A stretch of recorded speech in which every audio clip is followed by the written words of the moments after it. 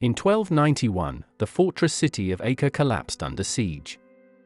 And with it, the dream of the Crusader kingdoms, the last stronghold of Christian power in the Holy Land and the beginning of the end for the legendary Knights Templar. But here's the twist: the Templars didn't just lose a battle. They lost their purpose. And by the end of this video, you'll understand why the Fall of Acre didn't just shake the medieval world, it set in motion the destruction of one of the most powerful organizations in history. Let's rewind. By the late 1200s, the Crusades were no longer glorious campaigns. They were desperate attempts to hold onto scraps of land. Jerusalem was gone. Antioch was lost. Tripoli had fallen. Acre was the final jewel.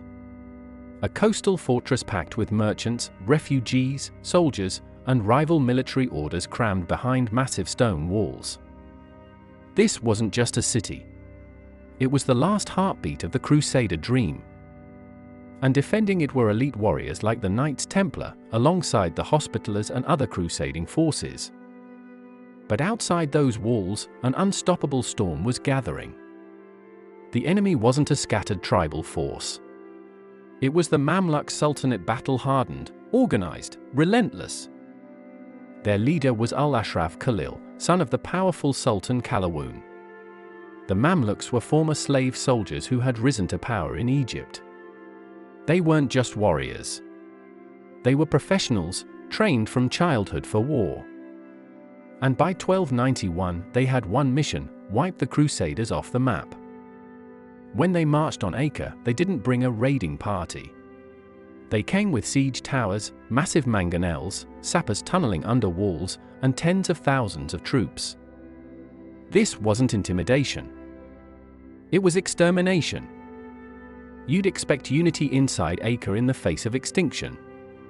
But here is where it gets interesting: there wasn't. The Templars, the Hospitallers, the Cypriots, the merchants from Venice and Genoa, they all had competing interests. Politics didn't disappear just because the enemy was at the gate.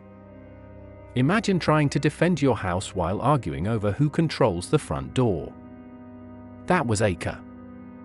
When the siege began in April 1291, coordination was messy. Reinforcements from Europe were minimal.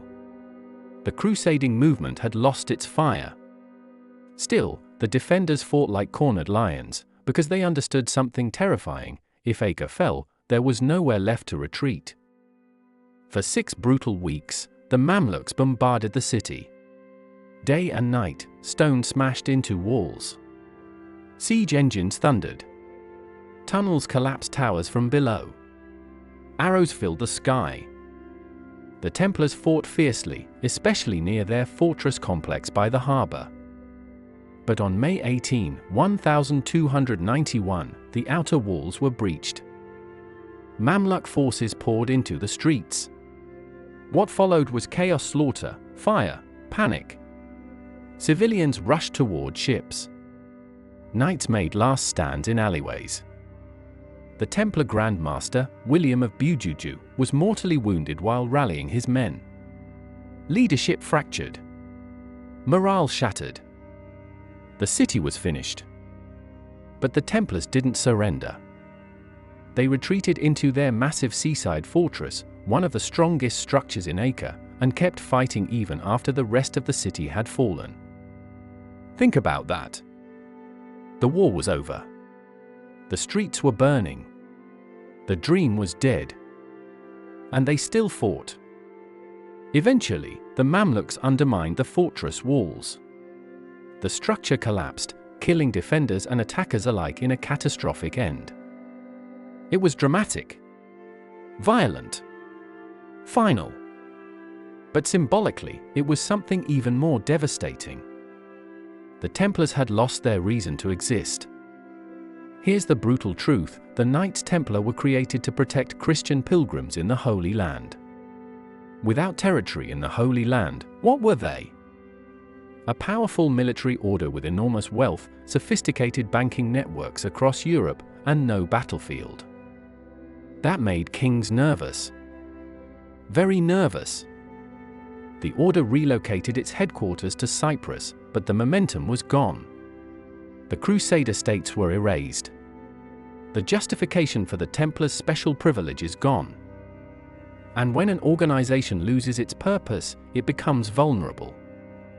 Fast forward just 16 years. In 1307, King Philip IV of France struck. The same once glorious Templars were arrested, accused of heresy, corruption, and blasphemy. Their final Grand Master, Jacques de Molay, was eventually executed.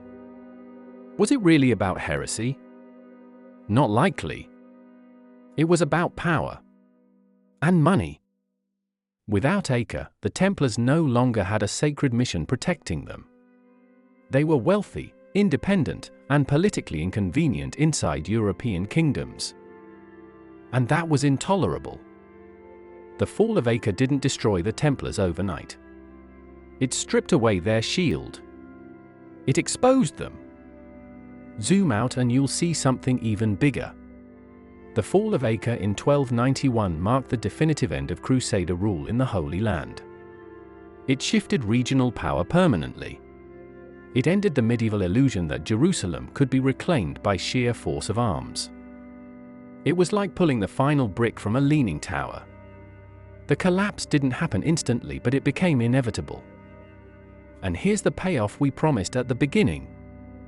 The battle didn't destroy the Knights Templar with swords alone. It destroyed them by taking away the one thing that justified their existence purpose. Lose that, and even the strongest fortress can't save you. The Fall of Acre wasn't just the end of a siege, it was the funeral of the Crusader era and the beginning of the end for the Knights Templar. One city fell, and an entire medieval power structure unraveled. If this changed the way you see history, you'll love the next video where we uncover the shocking Friday the 13th arrests that finished the Templars for good. Make sure you like this video, subscribe to the channel for more deep dives into the moments that reshaped the world, and I'll see you in the next one.